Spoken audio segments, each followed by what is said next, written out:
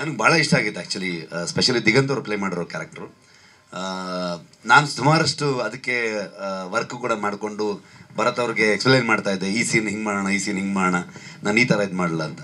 So look test ಮಾಡಬೇಕಾದ್ರೆ ಒಂದು ಚಿಕ್ಕದಾಗಿ ಇವರು ಯಾರು ತೇಜು ಅವರು ಇದ್ದರು, ಅವ್ರದ್ದು ಲುಕ್ ಟೆಸ್ಟ್ ಆಗ್ತಿತ್ತು. ಅಲ್ಲೊಂದು ಡೈಲಾಗು ಇಟ್ಕೊಂಡೆಲ್ಲ ರಿಹರ್ಸಲ್ಸ್ ಎಲ್ಲ ಮಾಡಿದ್ವಿ ನಾವು. ಸೊ ತುಂಬ ನಗ್ತಿದ್ರು ಅವರು ಆ ದಿವಸ. ಸೊ ತುಂಬ ಇಷ್ಟ ಆಯ್ತು ನನಗೆ. ಬಟ್ ನನಗೆ ಕಾಂತಾರದ್ದು ಕೆಲಸಗಳು ತುಂಬ ಇರೋದ್ರಿಂದ ನನಗೋಸ್ಕರ ಇವ್ರು ಕಾಯೋದು ಮತ್ತೆ ಸಿನಿಮಾ ಲೇಟ್ ಆಗುತ್ತೆ. ಆಲ್ರೆಡಿ ತುಂಬ ಸರ್ಕಾರಿ ಆದ ತಕ್ಷಣವೇ ಮಾಡಬೇಕಾಗಿದ್ದಿತ್ತು ಸಿನಿಮಾ. ಪ್ರಮೋದು ಈ ಹೊಟ್ಟೆ ಬೆಳೆಸ್ಕೊಂಡು ತಿರುಗಬೇಕು ಅನ್ನೋ ಕಾರಣಕ್ಕೆ ಒಳ್ಳೆ ಮಜಾ ಹೊಡ್ಕೊಂಡು ತಿರುಗ್ತಾಯಿದ್ರು. ಸೊ ಹಾಗಾಗಿ ಅದು ಒಂದು ಇದಿತ್ತು, ಅವ್ರಿಗೆ ಇದನ್ನು ಫಿನಿಷ್ ಮಾಡಲೇಬೇಕಾಗಿತ್ತು. ಹಾಗಾಗಿ ನಾನು ಹಿಂದೆ ಸರದೆ. ಅಲ್ಲಿಗೆ ಅದ್ಭುತ ಕಲಾವಿದ ದಿಗಂತ್ ಅವ್ರು ಬಂದರು. ಅವ್ರು ಬಂದಮೇಲೆ ಆ ಪಾತ್ರ ಬೇರೆನೇ ಒಂದು ಲೆವೆಲ್ಗೆ ಹೋಗಿದೆ. ಖಂಡಿತವಾಗ್ಲೂ ನೀವೆಲ್ಲರೂ ದಿಗಂತ್ ಪಾತ್ರನ ತುಂಬ ಇಷ್ಟಪಡ್ತೀರ. ಪಾಪ ಆವಾಗ ಕಾಲು ಬೇರೆ ಏಟ್ ಮಾಡ್ಕೊಂಡಿದ್ರು, ಅದೇ ಕಾಲೇಟಲ್ಲೇ ಇಡೀ ಸಿನಿಮಾ ಶೂಟ್ ಮಾಡಿದ್ದಾರೆ ಅವರು.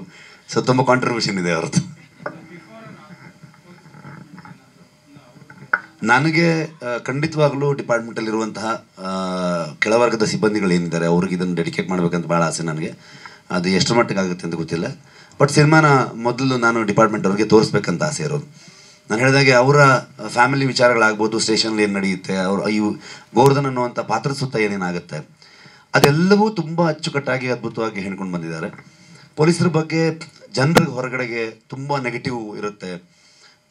ನಾನು ಅದನ್ನು ಭರತ್ ಅವ್ರು ಆವಾಗಲೇ ಹೇಳಿದಾಗೆ ಸತ್ಯಮೇವ ಜಯತೆ ಅನ್ನೋ ಒಂದು ಕಾರ್ಯಕ್ರಮದಲ್ಲಿ ಇದ್ರ ರಿಸರ್ಚ್ ಮತ್ತು ಚರ್ಚೆಯಲ್ಲಿದ್ವಿ ನಾವು.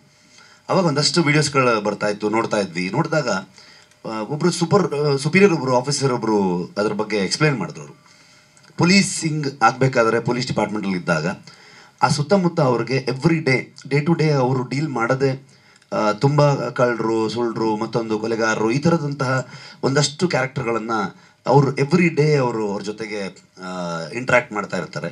ಆಬ್ವಿಯಸ್ಲಿ ನಿಮಗೆ ನೀವು ಯಾರೋ ಒಳ್ಳೆಯವ್ರ ಸಹವಾಸ ಮಾಡಿದ್ರೆ ಒಳ್ಳೆ ವಿಚಾರಗಳನ್ನ ಮಾತಾಡ್ತೀವಿ, ಕೆಟ್ಟವ್ರ ಸಹವಾಸ ಮಾಡಿದ ತಕ್ಷಣ ಕೆಟ್ಟ ವಿಚಾರಗಳನ್ನ ಮಾತಾಡ್ತೀವಿ. ಬಿಹೇವಿಯರ್ ಚೇಂಜ್ ಆಗುತ್ತೆ, ಕೆಲವರಿಗೆ ಪರ್ಸ್ನಾಲಿಟಿ ಓವರ್ಲ್ಯಾಪ್ಗಳಾಗುತ್ತೆ. ಈ ಥರ ಮನುಷ್ಯನಿಗೆ ಮಾಮೂಲಾಗಿ ನಡೆಯುವಂಥ ವಿಚಾರನೆ. ಅಷ್ಟು ಜನರನ್ನ ಅವರು ಇಂಟ್ರ್ಯಾಕ್ಟ್ ಮಾಡಿದಾಗ ಖಂಡಿತವಾಗ್ಲೂ ಯಾವುದೋ ನೆಗೆಟಿವ್ ವೈಬ್ ಇರುತ್ತೆ. ಸೊ ಹಾಗಾಗಿ ಅವರು ಹಾರ್ಶ್ ಆಗ್ಲೂಬಹುದು ಸಮ್ಟೈಮ್ಸ್. ಆಮೇಲೆ ಅವ್ರಿಗೆ ರೆಸ್ಟ್ ಇರಲ್ಲ, ಅಂದರೆ ರಜೆಗಳು ಹೇಳೋಕ್ಕಾಗಲ್ಲ, ಮನೆ ಬಿಟ್ಟು ಎಲ್ಲಿಂದ ಎಲ್ಲಿಗೂ ಹೋಗಬೇಕು ಇನ್ವೆಸ್ಟಿಗೇಟ್ ಮಾಡಿಕೊಂಡು. ಈ ಥರದ್ದೆಲ್ಲ ಸುಮಾರಷ್ಟು ಜನ, ನನಗೂ ಪೊಲೀಸ್ ಡಿಪಾರ್ಟ್ಮೆಂಟಲ್ಲಿ ತುಂಬ ಜನ ಸ್ನೇಹಿತರುಗಳಿರೋದ್ರಿಂದ ಅದನ್ನು ಕೂಡ ನಾನೆಲ್ಲ ಕೇಳಿದ್ದೆ. ಸೊ ಇದು ತುಂಬ ಚೆನ್ನಾಗಿರುತ್ತೆ ಜನರಿಗೆ. ಇವತ್ತು ಜನ ನೋಡದೇ ಇರುವಂಥ ಒಂದು ಪೊಲೀಸ್ ಡಿಪಾರ್ಟ್ಮೆಂಟಿನ ಒಂದು ಮುಖವನ್ನು ಎಕ್ಸ್ಪ್ಲೋರ್ ಮಾಡೋದು ಭಾಳ ಇಂಟ್ರೆಸ್ಟಿಂಗ್ ಇರುತ್ತೆ ಆಡಿಯನ್ಸ್ಗೆ ಅನ್ನುವಂಥ ಥಾಟಲ್ಲಿ ಸಿನಿಮಾ ಮಾಡಿದ್ವಿ. ಸೊ ನನಗೆ ಭಾಳ ಇಷ್ಟ ಆಗಿತ್ತು ಆ್ಯಕ್ಚುಲಿ, ಸ್ಪೆಷಲಿ ದಿಗಂತ್ ಅವರು ಪ್ಲೇ ಮಾಡಿರೋ ಕ್ಯಾರೆಕ್ಟ್ರು. ನಾನು ಸುಮಾರಷ್ಟು ಅದಕ್ಕೆ ವರ್ಕ್ ಕೂಡ ಮಾಡಿಕೊಂಡು ಭರತ್ ಅವ್ರಿಗೆ ಎಕ್ಸ್ಪ್ಲೈನ್ ಮಾಡ್ತಾ ಇದ್ದೆ, ಈ ಸೀನ್ ಹಿಂಗೆ ಮಾಡೋಣ, ಈ ಸೀನ್ ಹಿಂಗೆ ಮಾಡೋಣ, ನಾನು ಈ ಥರ ಇದು ಮಾಡಲ್ಲ ಅಂತ.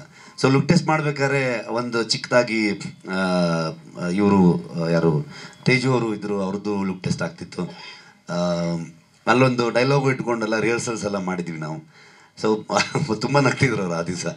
ಸೊ ತುಂಬ ಇಷ್ಟ ಆಯ್ತು ನನಗೆ. ಬಟ್ ನನಗೆ ಕಾಂತಾರದ್ದು ಕೆಲಸಗಳು ತುಂಬ ಇರೋದ್ರಿಂದ ನನಗೋಸ್ಕರ ಇವ್ರು ಕಾಯೋದು ಮತ್ತೆ ಸಿನಿಮಾ ಲೇಟ್ ಆಗುತ್ತೆ.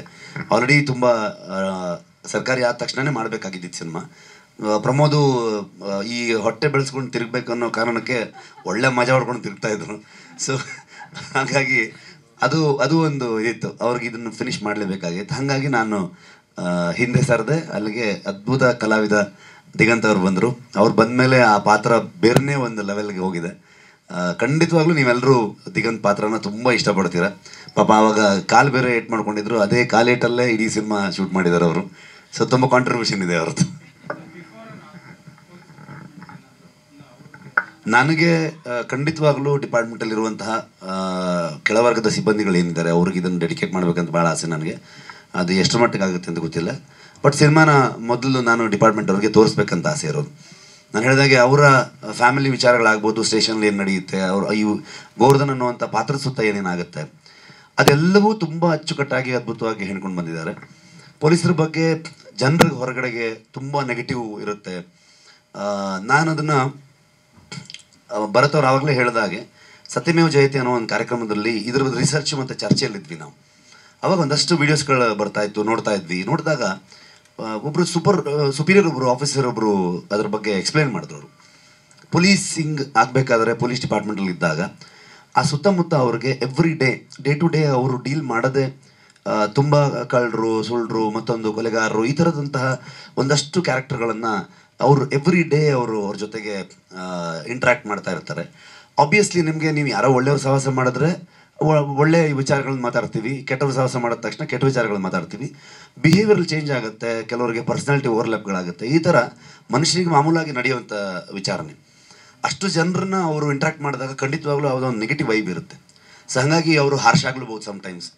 ಆಮೇಲೆ ಅವ್ರಿಗೆ ರೆಸ್ಟ್ ಇರಲ್ಲ, ಅಂದರೆ ರಜೆಗಳು ಹೇಳೋಕ್ಕಾಗಲ್ಲ, ಮನೆ ಬಿಟ್ಟು ಎಲ್ಲಿಂದ ಎಲ್ಲಿಗೂ ಹೋಗ್ಬೇಕು ಇನ್ವೆಸ್ಟಿಗೇಟ್ ಮಾಡಿಕೊಂಡು. ಈ ಥರದ್ದೆಲ್ಲ ಸುಮಾರಷ್ಟು ಜನ, ನನಗೂ ಪೊಲೀಸ್ ಡಿಪಾರ್ಟ್ಮೆಂಟಲ್ಲಿ ತುಂಬ ಜನ ಸ್ನೇಹಿತರುಗಳಿರೋದ್ರಿಂದ ಅದನ್ನು ಕೂಡ ನಾನೆಲ್ಲ ಕೇಳಿದ್ದೆ. ಸೊ ಇದು ತುಂಬ ಚೆನ್ನಾಗಿರುತ್ತೆ ಜನರಿಗೆ. ಇವತ್ತು ಜನ ನೋಡದೇ ಇರೋಂಥ ಒಂದು ಪೊಲೀಸ್ ಡಿಪಾರ್ಟ್ಮೆಂಟಿನ ಒಂದು ಮುಖವನ್ನು ಎಕ್ಸ್ಪ್ಲೋರ್ ಮಾಡೋದು ಭಾಳ ಇಂಟ್ರೆಸ್ಟಿಂಗ್ ಇರುತ್ತೆ ಆಡಿಯನ್ಸ್ಗೆ ಅನ್ನುವಂಥ ಥಾಟಲ್ಲಿ ಸಿನಿಮಾ ಮಾಡಿದ್ವಿ. ಸೊ